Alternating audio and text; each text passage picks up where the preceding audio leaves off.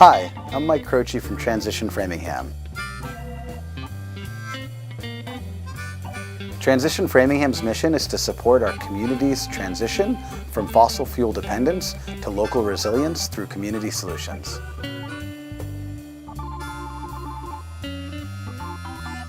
We're a volunteer organization comprised of folks that either live or work in Framingham, and we are working to create a more sustainable and resilient future for our community. We mostly achieve our goals by creating working groups such as the Framingham Seed Lending Library, the Framingham Garden Starters, and the Framingham Food Forest Fellowship, among others. One of the most successful things that Transition Framingham has done was sponsor the Fresh Food for Framingham events. At these two events, we brainstormed a number of ways that we could grow more local food in Framingham, and a number of the working groups that are currently active in Transition Framingham were formed at these events. Green Framingham United started back in February of 2017 at a Transition Framingham meeting when we were asking ourselves, how could we have a bigger impact in the community? We realized that with an organization that was a volunteer organization that only had 8 or 10 people, that there's only so much that we could do, but that we could achieve so much more if we started working with other organizations that were similar to ours. And then in June of 2017, we hosted Green Framingham United 1.0 as a way to bring together a number of like-minded organizations and individuals who are playing a part in making Framingham more resilient and sustainable. We will continue to do these events every 3 to 6 months to bring the community back together to see if we can come up with even better ideas of how we can all work together to make a better community. In the future, we plan to leverage Green Framingham United as a way to continue to bring together the environmental organizations and individuals in our community so that we can all achieve more by working together. We'll also continue to lay the groundwork that's going to allow us to grow more fresh food for years to come in Framingham. And as always, we'll continue to sponsor and co-sponsor a number of fun and educational events that bring the community together to teach them about community resilience and sustainability.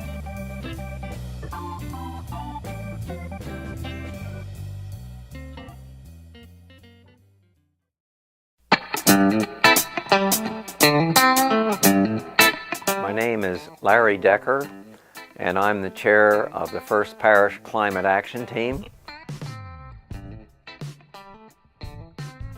We've been active for 25 years. We started out as the Framingham Recycling Action Committee with a town-wide committee, and we helped to get the drop-off center at Mount Waite for recycling. We were fairly instrumental in getting curbside recycling going, and also getting the condominiums included into the program.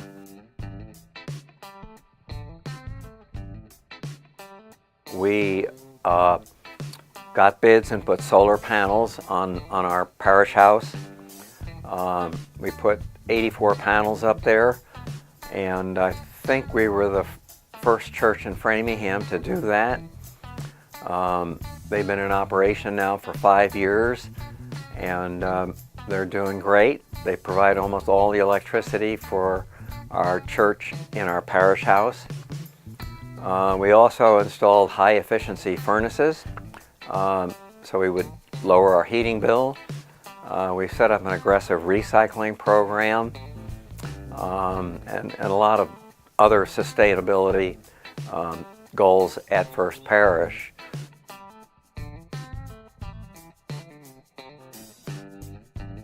More recently, we changed our name again and became the Climate Action Team. And since then, we've been a very active organization, networking with local environmental groups like 350 Massachusetts, the UU Mass Action Network, and Transition Framingham, all trying to make Framingham more sustainable. The other big focus I think we have is to get the state to get to 100% renewable electricity, because the state has a mandate that the state Supreme Court has backed up, that by 2050 we have to reduce our greenhouse emissions 80% below 1990 levels, and we don't stand a chance of doing that if we're on fossil fuels. And so it's our goal to get the state to aim towards a renewable energy future.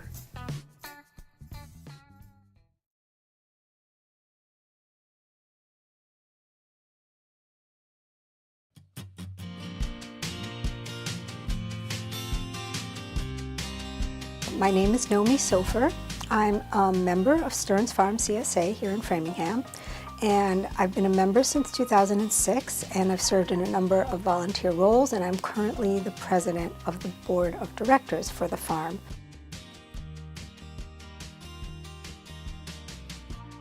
So CSA stands for Community Supported Agriculture, and it's a model that was originated, maybe in the 70s, and started out here in New England early on in the 90s, late 80s or 90s, and Stearns Farm is one of the first in New England, the first CSAs in New England. And the premise is that if sharers buy the harvest in advance, so you're supporting the agriculture by paying up front for your share of the harvest. So you pay for your share up front in December or January or sometimes even October of the year prior, and then the following summer you come every week to the farm and you pick up your share of the harvest. Stearns Farm is both very small in the sense that we only farm on a couple of acres. We're located on Edmonds Road here in Framingham on a piece of land that has been farmed for about 300 years.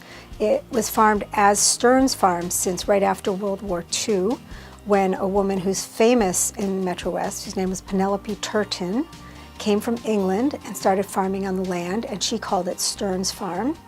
And we have, over the years, eventually she turned it into a CSA, and now the Stearns Farm exists as a CSA.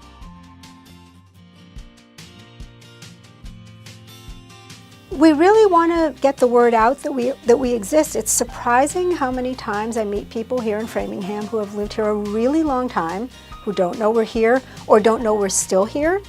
And so we really invite people to come and visit us during the season, check out, what a beautiful little farm it is. The best way to support the farm and ensure that it's going to continue to exist is to buy a share or 2 shares.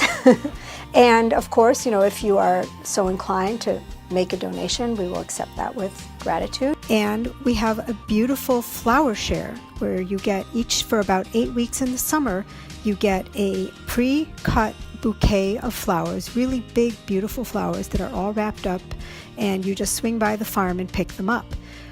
In addition, we have a really wonderful plant sale that runs in May, and it's a great way to get some starts for your garden and know that they're locally grown and really strong, and they're going to perform beautifully in your garden. Just come and visit us and get to know us and see the beautiful land and enjoy that it is there for all of us.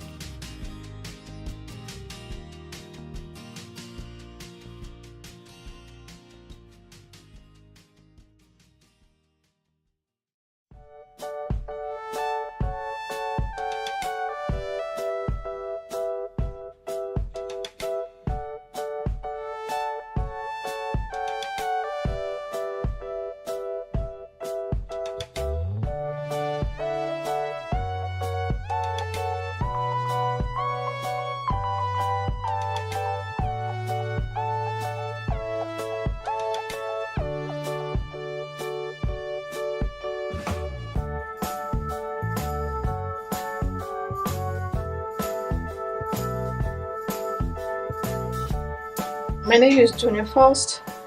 I'm originally from Brazil, and I live here in Framingham for 10 years. I am one of the members of an organization called Faces. FACES stands for Framingham Action Coalition for Environmental Safety.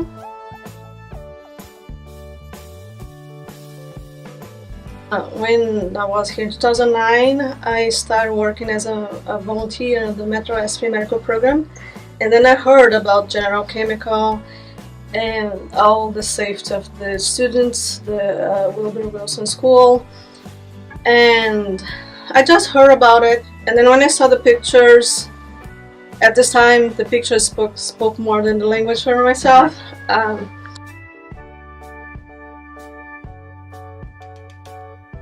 Our main goal was to close General Chemical. During this time, the Board of Health was holding hearings, public hearings regarding General Chemical, about all the violations, because this happened this year specifically. General Chemical was applying for license, so we were asking people to join the hearings. So we had ones packed, and we brought balloons, we have children's, so every way we could spread the word and asking people. Most was to attend the hearings and show the community knew what's going on and the community was concerned. And FACES, the role of FACES was like the voice from the community. In 2012, finally, after many hearings, I don't recall many, but over a handful, General Chemical was closed. People say, oh, we won, it's closed, it's done. It's not done, because after close we need to watch General Chemical if they're following the regulations, and if they're gonna do the cleanup. Not excited at the beginning, but we are still there.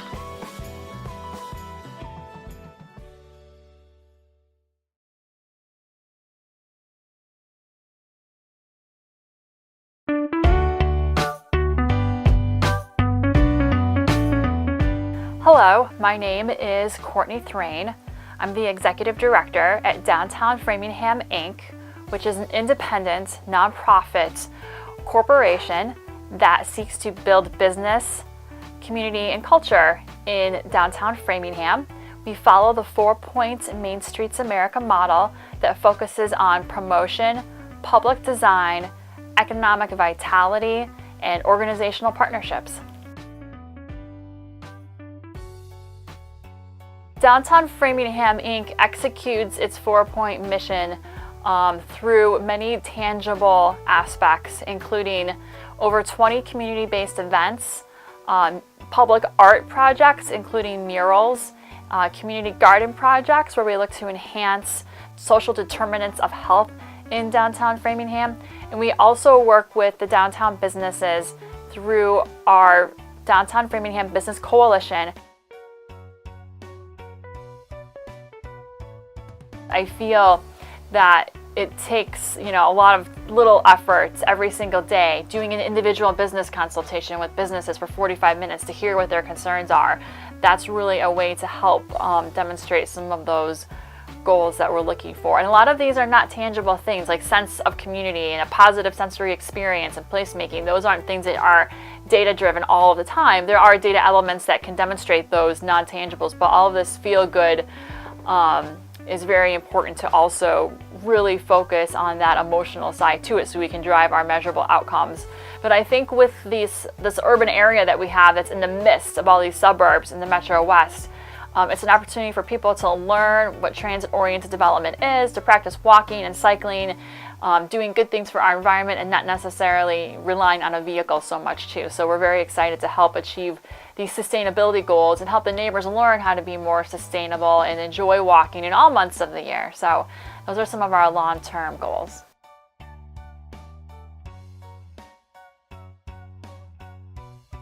We're looking at green spaces in our area and how we can enhance them and getting funding to do so. And I think these opportunities are essential to creating a more cohesive place that's really designed for people to hang out and do different activities at and create memories at that they would like to return to frequently.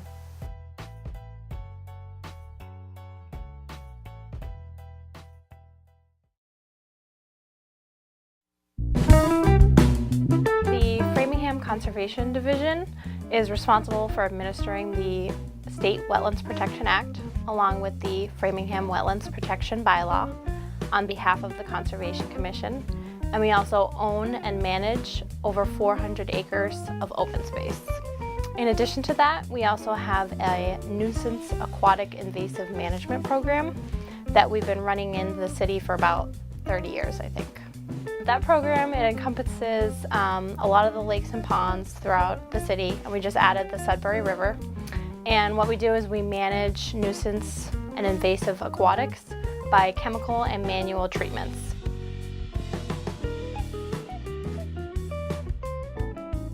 Over 50% of Framingham as a community is jurisdictional with wetlands. Wetlands are important for pollution control, for groundwater recharge, for flood control, and also they support a vast majority of our wildlife. We manage over 400 acres of conservation open space land in this town, and that's dealing with keeping the trails clear and managing invasive species. So public outreach is often the education and engagement with the community. Oftentimes it includes education on land stewardship practices, preservation of our natural resources, and what they can do to have an impact locally, kind of with their own open space and natural resource areas. Right now we're promoting people to be picking up after their dogs is a real big thing with our stormwater management and the preservation of our parcels, the conservation parcels. So we're always asking people to pick up after their dogs. We're trying to get more mechanisms in place to have people engage with our department specifically in a lot of these tasks, but that's kind of to be forthcoming. We're still working on laying the ground for the organized approach.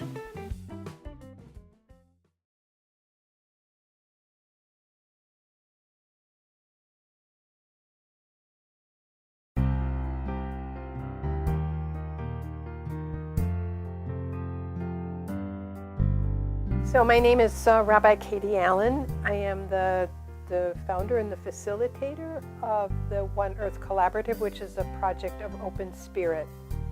And Open Spirit is on the campus of Edwards Church in Saxonville. So the One Earth Collaborative is in particular focused on our spiritual connection to the earth. So all of the programs and offerings that we do are about sort of acknowledging, celebrating, reinforcing, and providing space for building that connection, feeling that connection, and with the earth and with all of its inhabitants, with the natural world, and so on.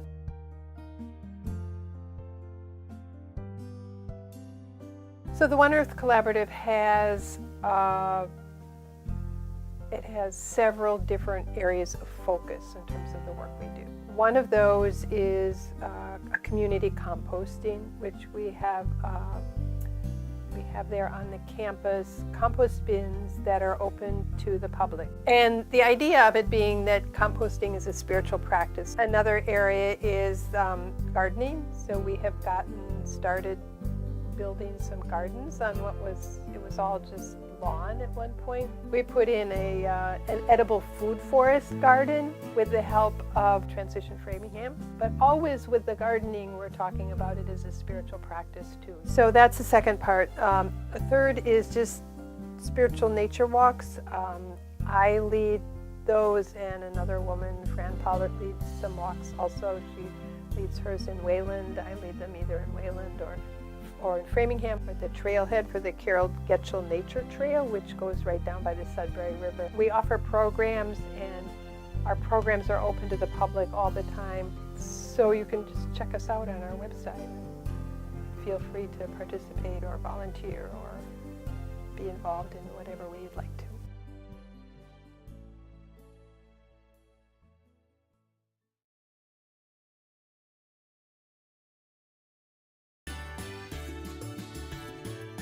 My name is Donna Kramer Merritt, and I am the founder of the Framingham Earth Day Festival. Framingham Earth Day Festival is a fun, educational, experiential event that we hold every year, the last Saturday in April, to give members of the community an opportunity to see all of the different businesses and organizations that support sustainability and living more environmentally consciously on the earth. Our vendors range from local environmental organizations like Sudbury Valley Trustees or town groups, the library, so those kinds of local organizations, people who have products or services that support environmental sustainability. Solar companies they love being vendors. People who even have crafts or products that are made from recycled products or upcycled products. People who have products that might help people live more sustainably. Composting products, or landscapers, or people who have even our first year we had a plumber who was talking about toilets that flushed using less water. So every year we have a lot of the same people, but every year we have new people who are also have some great ideas of products that are sustainable.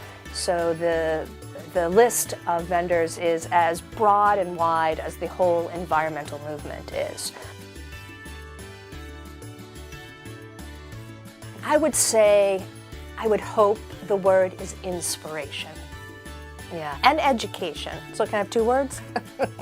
So the initial impetus was to inspire people to find at least one or two things that they can do differently to change their impact on the earth.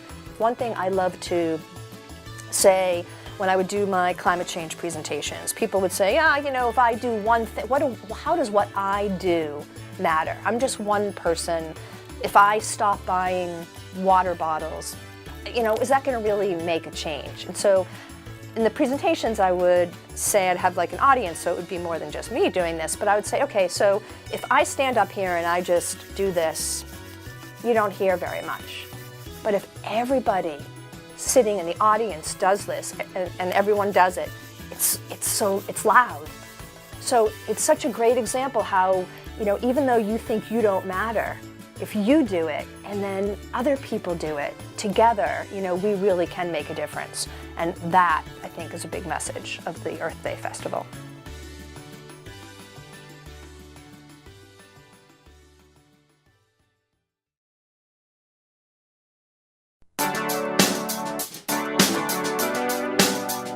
My name is Brendan Ryan. So right now I work for Framingham Public Schools and I'm the administrator of the food service department.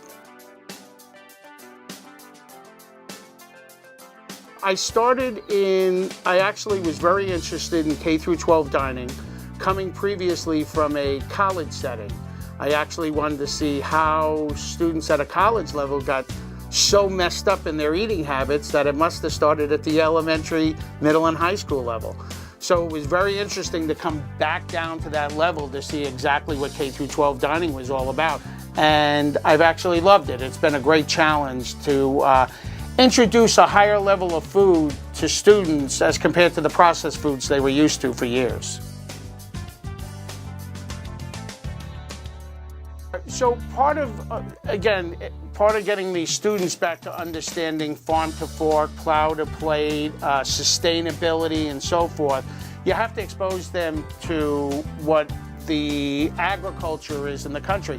We're not an ag society on the East Coast so much as if you were in the middle part of the country where the students belong to 4-H clubs and they also all work on farms.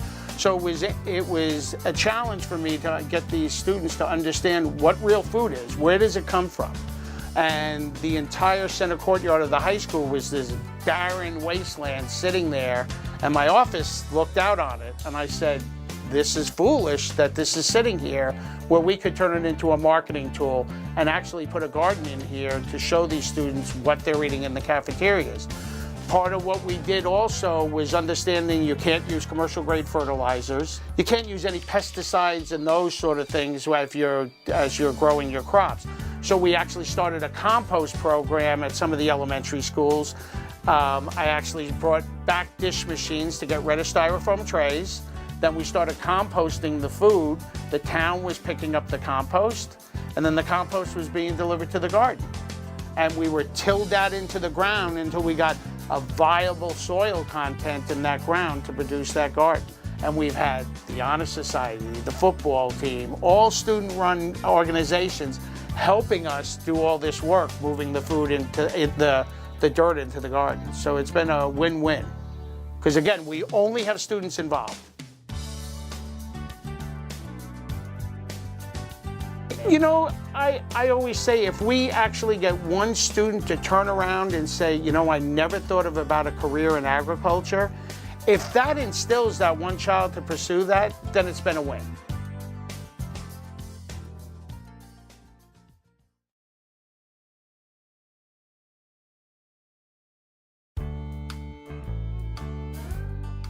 My name's Lisa Bernegard. I'm the Executive Director at Sudbury Valley Trustees. SVT is a regional land trust. We work to protect natural areas for wildlife and people in a 36 community region that surrounds the Sudbury, Assabet, and Concord rivers. I've been asking a lot of people, our visitors, our donors, our members, why protect natural areas? And it's amazing that I hear so many different answers to that question. One of the big reasons is that people like to see habitat for wild creatures, things like gray fox or great blue herons. For some people, though, it's about finding a place of peace and quiet, a place to really get away from the chaos of our world. Our natural areas are also the great purification plant for the planet. This is how we get our clean drinking water. This is how we get clean air. Increasingly, we're starting to really worry about the impacts of climate change. We've had some of the hottest summers on record, and our natural forests are the cooling system, the air conditioning system that we don't have to pay for. So there's a lot of reasons that SVT is working to protect natural areas, not only for Framingham, but again for all the communities that I talked about. I'm very excited about the myriad organizations that are working to advance really what is a green agenda around sustainability, about literally greening the city. And I think SVT is I'm very excited to be working with these organizations and to find places where we can really help. You know, I had this great conversation with someone who I just met over the last couple of months. And, you know, I was asking her, why does she support the work of SVT? She's a member, and of course I was thrilled about that. And she lives in an apartment in Saxonville. And so she doesn't have a yard. And she said, I don't need a yard. You guys are protecting my yard. And I thought that was a pretty neat way to think about the work that SVT does. We're everyone's backyard.